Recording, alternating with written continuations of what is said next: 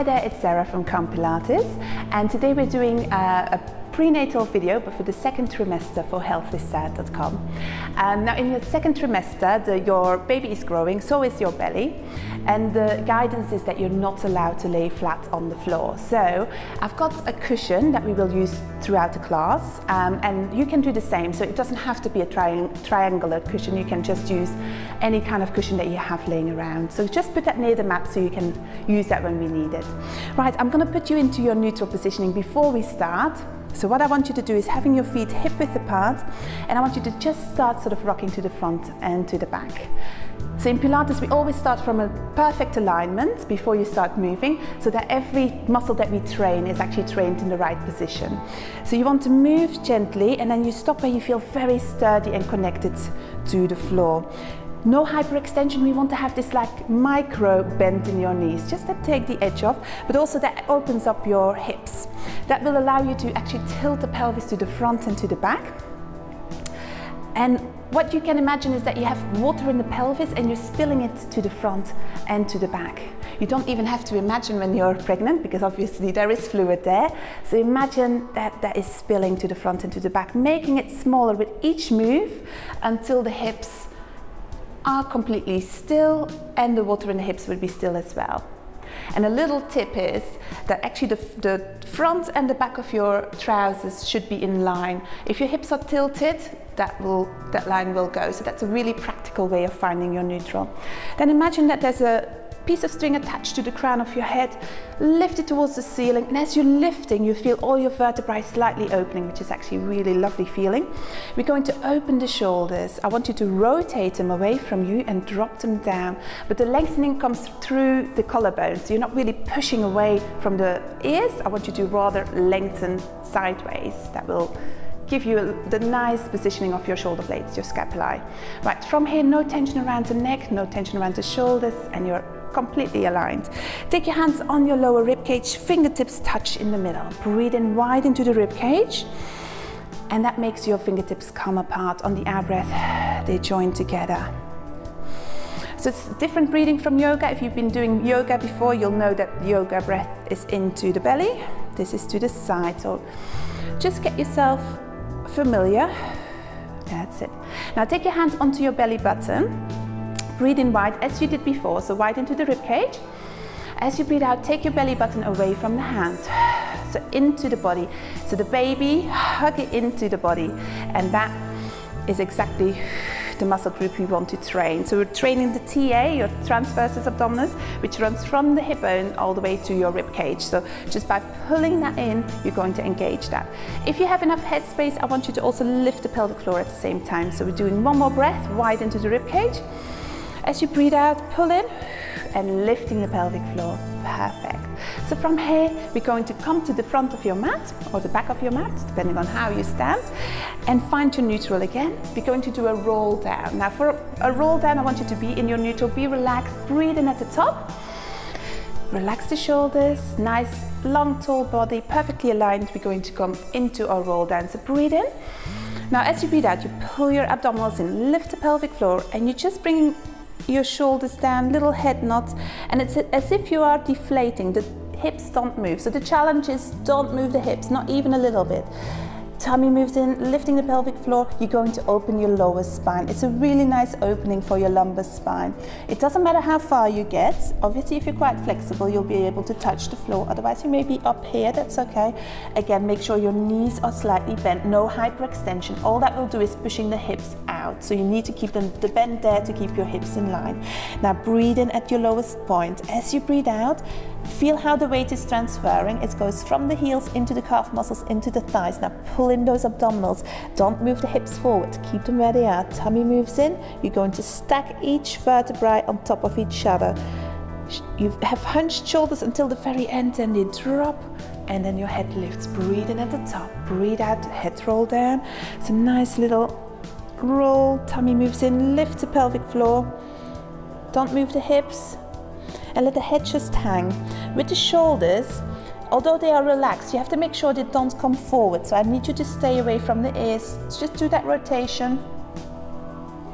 breathe in. Shake yes, shake no, no tension. Breathe in, breathe out, start rolling up. As you're breathing out, don't forget, pull those abdominals in, lift the pelvic floor, stack the vertebrae. So if you have lower back pains throughout pregnancy, this is a really great way of relieving it. Breathe in here as you breathe out. I used to do this exercise almost every day, especially in my first pregnancy where my lower back played up a bit. And it literally would make me pain-free for 24 hours, so it does work. No tension here. Now stay here for a second. We're going into hands and knees. So if you can't touch the floor, I want you to bend your knees so you can, and then walk forward. Well done. So bring your hands under the shoulders, knees under the hips. Now make sure your knees are not together. Some people prefer it that way, but that's too easy. So I want your knees to be directly under the hip bone, hands under the shoulders. Press every finger into the mat. So bad technique is if your fingers are lifted, it's too much pressure on your wrist. So to even out the pressure, you want to press every digit into the mat, and that will actually take a little bit of the strain away from your wrists. Take your toes under, breathe in. Now as you breathe out, I want you to lift your knees just 5 to 10 centimeters, not more. Now gravity wants to take that belly and the baby towards the floor. I need you to hold it up. So breathe out, pull those abdominals in, lift the pelvic floor. Again, it's one of those exercises that looks easy, but it's very hard, especially with the extra weight of the baby. Breathe in as you breathe out. Make sure the belly is into the body, so hold it into the body tight, lift the pelvic floor. Take breaks when you need to. When you're pregnant, you have to listen to your body. Breathe in as you breathe out. One more. Breathe in, breathe out. Well done. Come onto the knees, sit back into child pose and relax. So what you're looking for when you do that pose is having your spine nice and straight. So don't dip, no hunching, just a nice tabletop position. It's quite a nice one, quite nice and strong. So from here, we're going to bring the hands a bit forward. We're going to stretch your glutes. So when you're pregnant, a lot of the muscles in the legs tend to get tight, mainly because the pelvis comes out of alignment, because you're having a growing belly that pulls forward. So there's a lot of domino effect happening in the body. So we're trying to keep the muscles in the legs quite flexible throughout pregnancy. So breathe in as you breathe out. I want you to take one knee to the front. Now take that back knee further back by bring your hips a bit lower. You sit back, take the foot out a little bit to create a sharp angle here, and put your hands onto the foot so it doesn't go under again. And then from here you bring your hip bones back facing the mat. So breathe in here as you breathe out with a long spine. I want you to come down. It doesn't matter where you end up. So if you're quite tight, you may feel that this is enough for you, that's fine, or you come a little bit lower. So I'm sure you've heard that in pregnancy your ligaments are more flexible. Absolutely true. But I have to say, when I was pregnant, I was imagining this amazing flexibility, and that didn't happen. So it's quite subtle. So I want you to listen to your body. Don't push it beyond what you could do before pregnancy.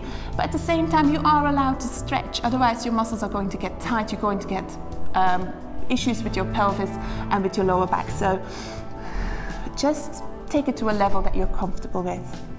A few more breaths. You can be absolutely down here if you like. Relax the muscles. When you're stretching, you're not holding on. So you have to think of absolutely letting go. And then take yourself back into all fours position. Breathe in here as you breathe out other side. So you bring your knee through the gap. Work your way back with your other foot, trying to get the hips a bit lower. Sit back onto the fleshy bit of your bum.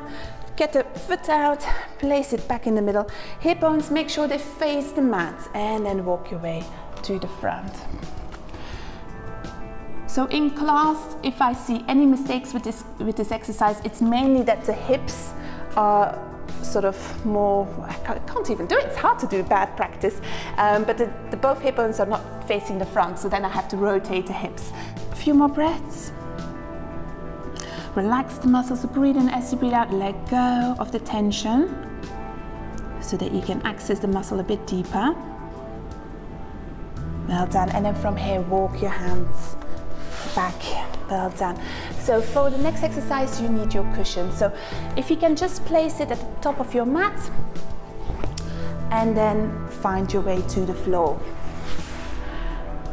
So what I want you to look for is that your shoulders are higher than your pelvis, because that way the blood flow between the mum and the baby is actually perfectly fine. If you're flat, the vena cava on the side may be hindered. So that's why you want your shoulders to be nice and high.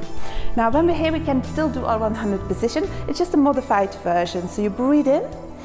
As you breathe out, you pull your abdominals in, you lift your pelvic floor, and you get your right knee above the right hip bone.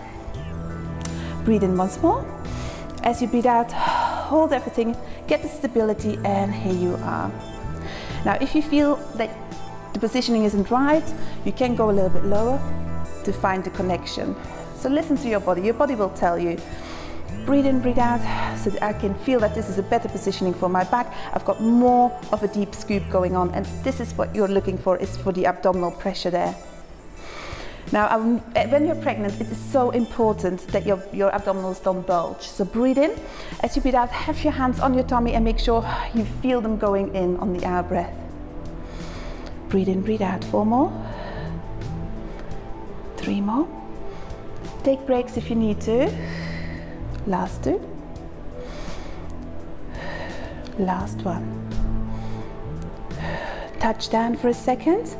We're doing a second set because your planks and your 100 position, the same muscle group, they're really, really good in pregnancy. So it's a very good exercise to really train that muscle, which will keep you strong and help you sort of deal with the weight of the baby. So breathe in once more. As you breathe out, tummy moves in, right knee above the right hip bone. Engage and get the second leg up. That's it. Right, so hold your tummy in on the out breath. So breathe in. As you breathe out, let the tummy move into the body, away from the hands. That's it. Give me 3 more breaths. You got this. 2 more. Last one. Well done, and touch down. Well done. Just relax the legs to the side for a second. Just give the hip flexors a break.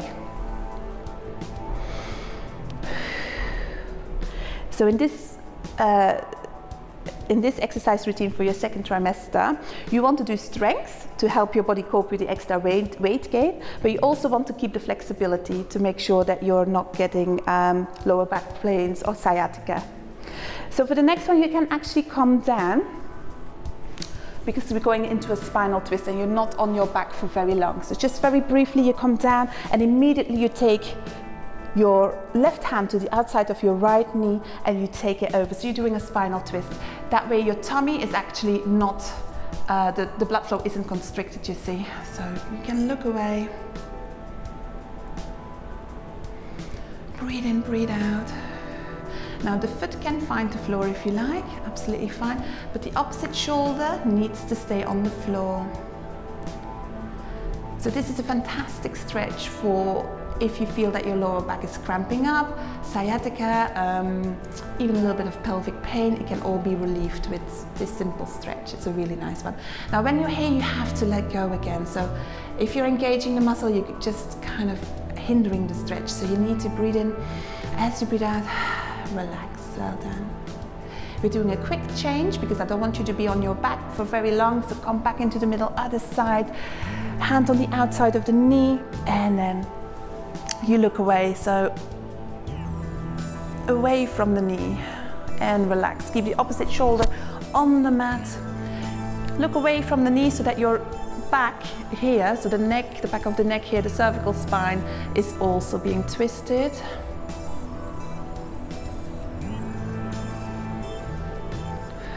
Two more breaths. Last one. And then gently come into the middle. Get yourself up, use your knee as the belly is growing. It's harder to do a sit-up without assistance. And come into the middle. Well done. Well, thank you for joining me. I hope you really enjoyed it. If you have any questions about exercise, especially Pilates through your second trimester, put it in the comment box below and I would love to hear from you. See you soon. Bye.